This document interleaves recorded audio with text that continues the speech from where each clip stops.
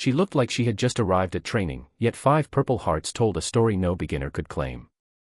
The instant she stepped onto the field, activity slowed. Not because she tripped on the gravel like first-timers often did, but because she moved with the quiet weight of someone who had already lived through too much.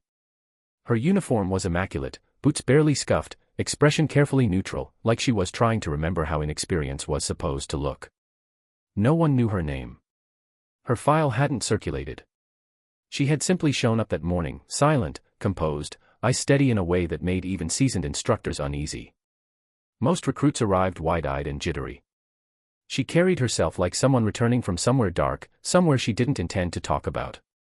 "New trainee," Sergeant Hale muttered, watching from across the field. "Doesn't look like one."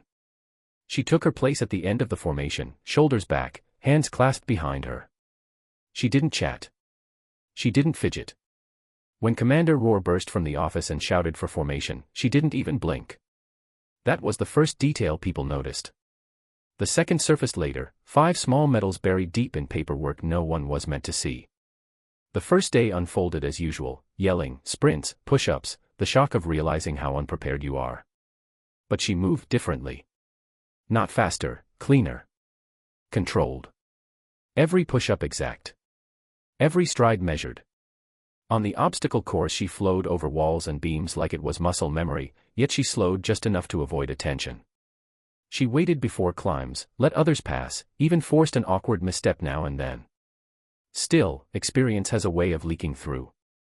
During a chaotic evacuation drill, a trainee slipped from a mud-slick beam and twisted his leg badly. Before instructors could react, she was kneeling beside him, hands steady, voice low and sure. "Don't move. Breathe with me." The instructors exchanged looks. That tone didn't come from beginner training. It came from battlefields. "How do you know what to do?" the injured trainee gasped.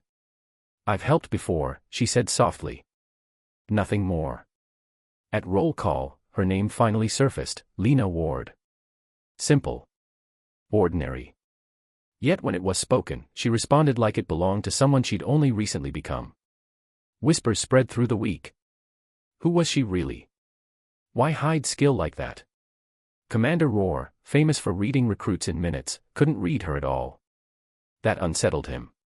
One stormy night, rain pounding the admin roof, he requested her file. He expected a blank slate. He found 5 Purple Hearts. 5. Each tied to sealed operations.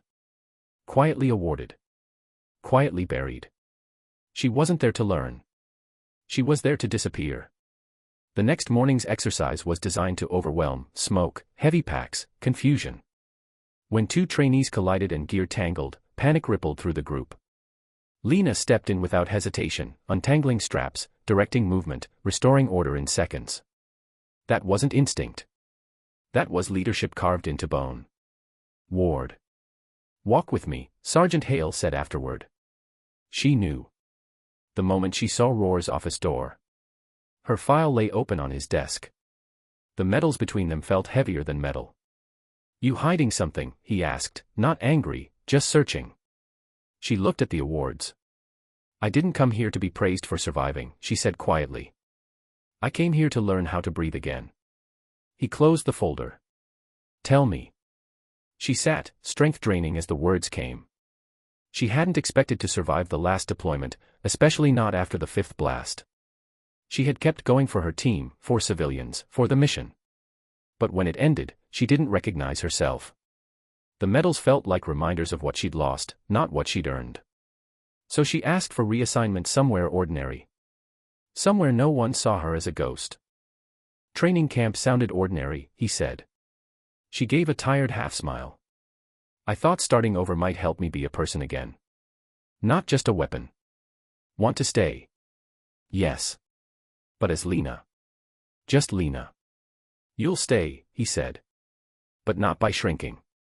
After that, things shifted, not in how they treated her, but in how she allowed herself to exist. She helped struggling runners pace themselves. Sat with recruits who froze before climbs. When simulated gunfire rattled one trainee into silence, she knelt beside him. "You're not weak for remembering," she told him. "You're strong for still being here." Her strength was quiet, contagious. She didn't tell war stories. She just showed up, steady as a heartbeat. One night by the fire, someone finally asked, "Why are you so calm?" She stared into the flames. When you've lived through the worst days, smaller fears don't feel so big. Do you regret it? I regret what couldn't be saved, she said. Not surviving. And not starting again. By then, she wasn't the mystery recruit. She was the anchor.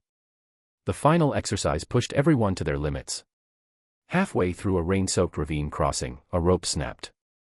Briggs slipped, sliding toward the edge. Chaos erupted. Lena moved. She caught his wrist, boots digging into mud as the ground shifted beneath her. "You're not falling," she said through clenched teeth. "Let go, you'll fall too." Her eyes burned with every memory of hands she couldn't hold before. "I don't let go. Not anymore." With a final surge, she pulled him back. Then she collapsed, shaking, coated in mud, but still checking if he was okay. From a distance, Roar understood. She wasn't just healing herself. She was rebuilding everyone else. Graduation morning arrived bright and clear. The trainees stood proud in clean uniforms. Lena stood among them, not singled out, exactly where she wanted to be. When her name was called, Roar handed her the certificate. "You didn't try to impress anyone," he murmured. "But you did." Her smile was small, real. Afterward, the group surrounded her, handshakes, hugs, quiet thanks. "You saved me," one admitted. "You all saved me too," she replied. She had come to hide. Instead, she found purpose again, not forged in explosions, but in connection, patience, and courage to begin again. At sunset, alone on the quiet field, she touched the packet of medals in her bag. They felt different now. Not weights. Reminders. Starting over wasn't weakness. It was bravery.